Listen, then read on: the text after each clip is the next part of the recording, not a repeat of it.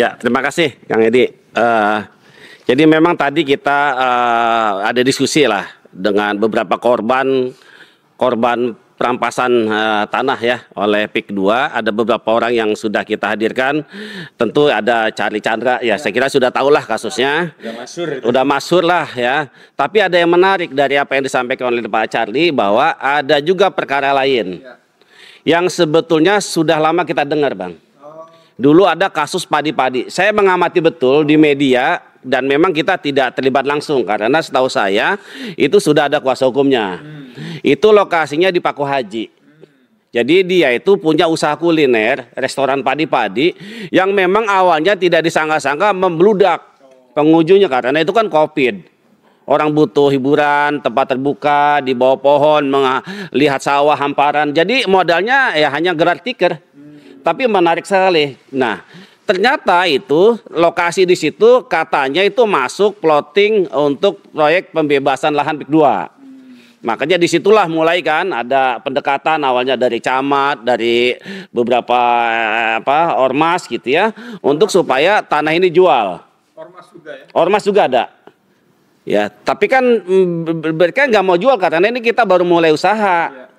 Tapi dengan berbagai macam cara, bahkan kita kan tadi diperlihatkan ada dibuat pelang ya. Dibuat itu supaya orang nggak bisa datang, ditutup. Nah yang menariknya adalah, jadi ada video seberekaman malam-malam jam 2 itu ada orang yang tidak dikenal mencabut itu.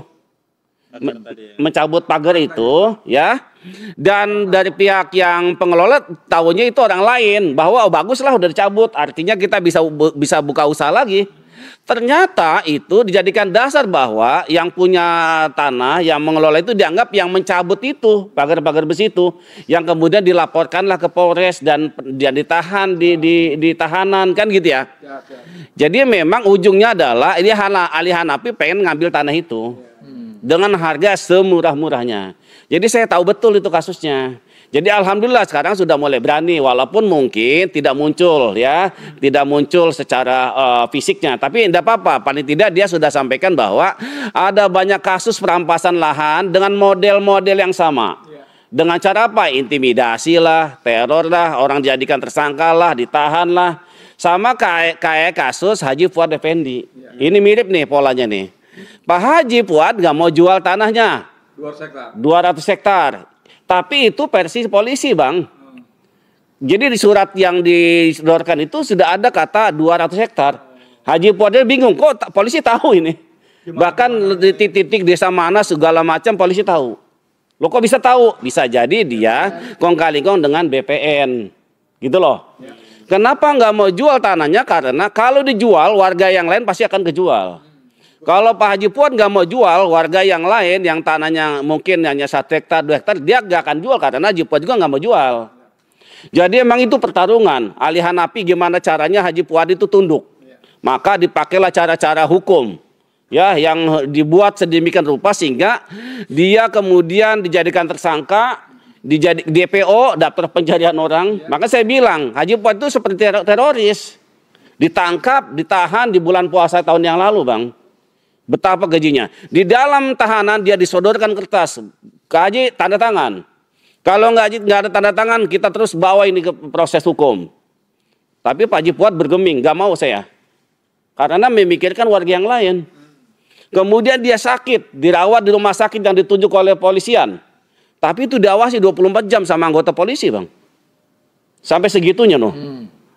Ya, padahal dia itu sedang proses pengobatan, tapi dijadikan DPO. Jadi karena berbagai macam upaya dia di rumah sakit, keluarganya diteror juga oleh polisi, ditongkrongin rumahnya. Akhirnya mungkin pada satu titik karena memikirkan keluarga ya sudahlah, tanda tangan. Kemudian dibawa ke PIK. Di PIK itu, ya Kang Masidin luar biasa. Di luar PIK itu banyak anggota-anggota polisian. Jagain untuk memastikan Haji Fuad itu tanda tangan di dalam. Bawa sertifikatnya. Kalau tidak salah ya, itu untuk luas sekitar 90 hektar. 92 hektar. Saya tanya Pak Haji, bukti penyerahan sertifikatnya ada nggak?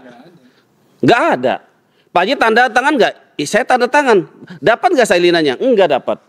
Terus Pak Adi tanda tangan nggak? Ada saya dapat ini surat perjanjian pelepasan. Dapat nggak? Nggak dapat saya. Terus si yang pihak kedua tanda tangan nggak? Nggak tahu saya, orangnya nggak ada. Jadi Pak Haji itu menyerahkan sertifikat ya yang luasnya 92 hektar itu nggak ada suratnya, nggak ada tanda terimanya. Wah itu zolim banget itu. Jadi di luar itu ya, ketika kan Pak Haji kan pengen ke toilet nih, keluar nih, pas di luar tuh banyak anggota polisi. Sedemikian begitunya untuk memastikan bahwa Haji Fuad ini harus bisa ditundukkan, tanahnya harus dirampas. Jadi akhirnya dia terima uang DP 2 miliar, uangnya masih utuh tuh. Tapi dijanjikan 3 bulan mau dilunasin. Sampai sekarang nggak ada pelunasan. Jadi buat saya ini bukan pembebasan lahan, perampokan lahan. Iya. Udah jelas.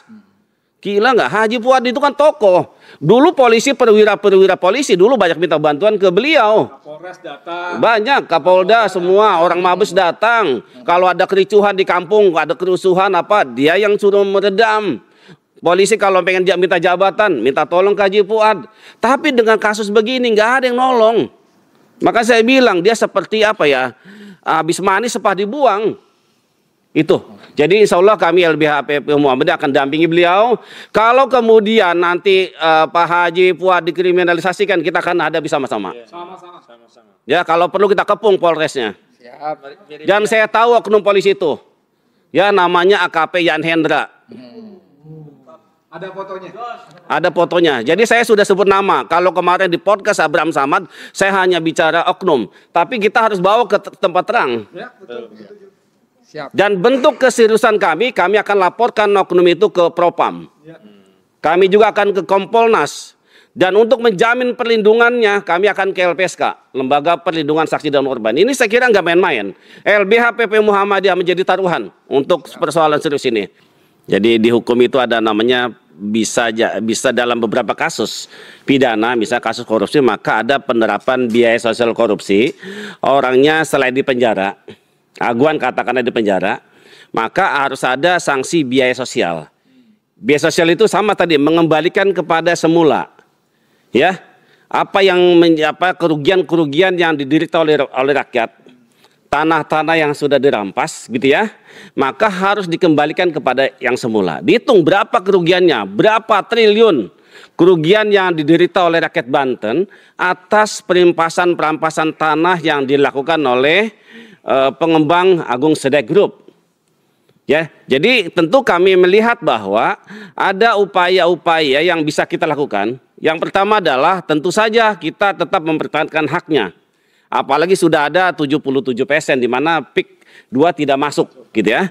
Oleh karenanya maka berlakulah hukum dagang. Suka sama suka atas dasar kesepakatan. Tidak boleh ada pemaksaan ya kan, atau apalagi intimidasi, teror dan segala macam. Jadi oleh karenanya bagi masyarakat yang sudah terlanjur menjual sawahnya dan banyak juga yang belum lunas, tentu kita minta agar mereka untuk melakukan namanya negosiasi ulang. Harganya harus sesuai harga pasaran. Kalau pihak Agung Sedek Group tidak mau, maka kami bisa saja meminta agar masyarakat untuk merebut kembali tanah-tanah itu.